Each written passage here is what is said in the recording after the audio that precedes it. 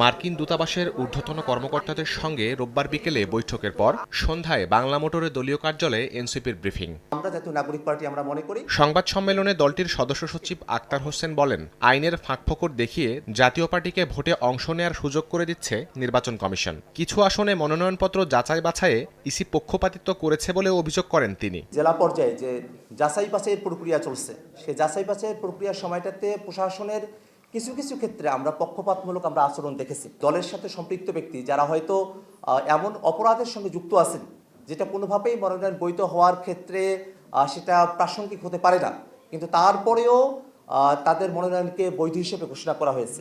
বিচার, সংস্কার এবং দেশের সার্বিক পরিস্থিতিতে জামায়াতের সাথে এনসিপির জোট নিয়ে ইতিবাচক মনোভাব দেখিয়েছে যুক্তরাষ্ট্র দূতাবাস বলেও জানান তিনি।